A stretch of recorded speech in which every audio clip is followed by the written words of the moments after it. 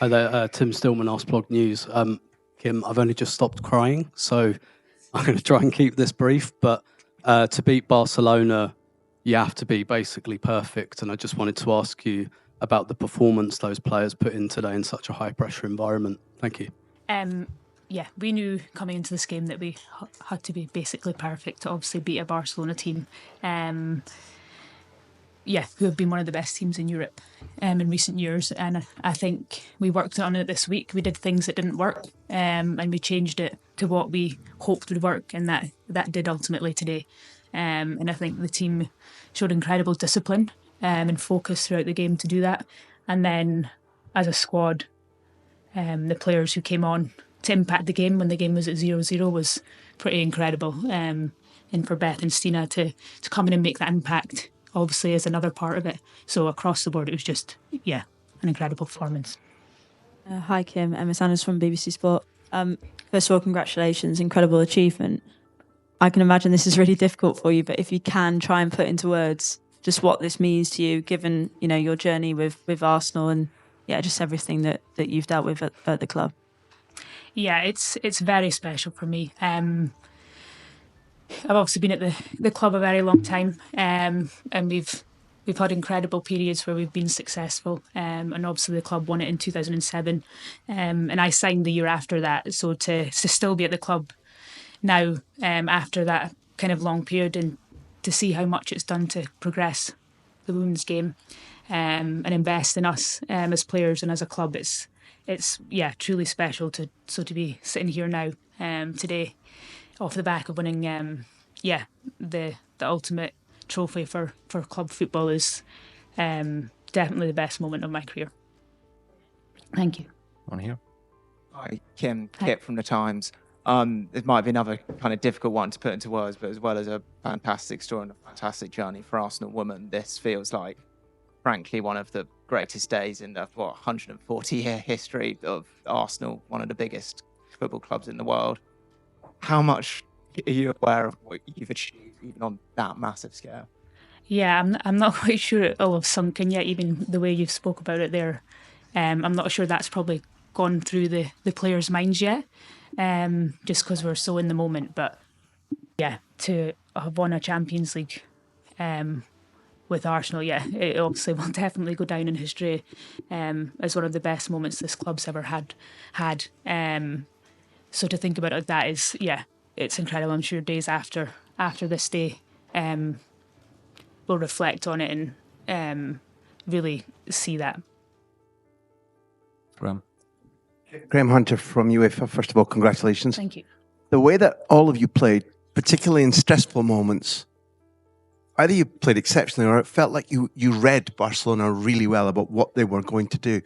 How does the balance lie? Because it genuinely looked as if you'd anticipated everything that they had up their sleeve.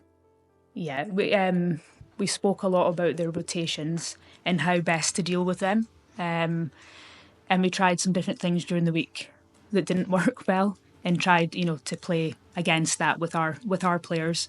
And we changed it to a way that we felt like we could accept a lot of their runs and movement, but also allow them to play mostly in front of us. And I think, yes, they did get behind us at times, but I think we were definitely in really good positions to defend the box when they did that, which was because of how we managed it in front. Like we spoke about earlier, it was kind of the perfect execution of a game plan, which as a footballer is one of the best things. Thank you. Sorry.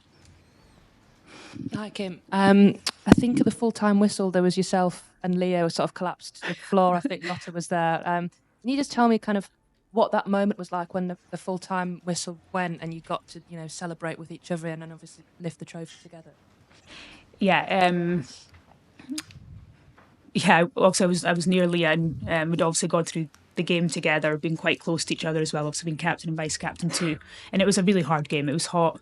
You had to go quite within yourself to bring out what we did, and try and stay focused. It's really difficult to do that when the temperature's high, and it's a really intense and physical game like that. So there's that kind of relief at the end a little bit, and then just that special moment to to share with Leah, especially, obviously, someone who's been at the club a very long time, and it means a lot to her. And with myself as well, and how much it means to me. So it's so special to share that moment, and then obviously to lift it with her too. One more here, please. Anna Caro for Flash Score. Can you say a word about what brings René's Sligers to the team? Because it seems that since she arrived, the team can face anything, like any scenario during a game, and happen to win by the end of the game. Thank you. Yeah, obviously Renee came in as manager earlier in the season, and a lot of our blueprint and what we did kind of stayed, but we've adjusted some things to allow, I think, a little bit more fluidity and to be more dynamic in how we work, both within our press and how we build. And I think alongside Renee, our assistant coach Aaron, and our backroom staff Mel and Kelly and Chris Bradley, who's our set piece coach, the detail and kind of balance they all have between each other is definitely a well-functioning machine. So I think across the board, they then allow us to be able to have the right information, so then we can put on the pitch and play games like we did today. One more in the middle, Tom.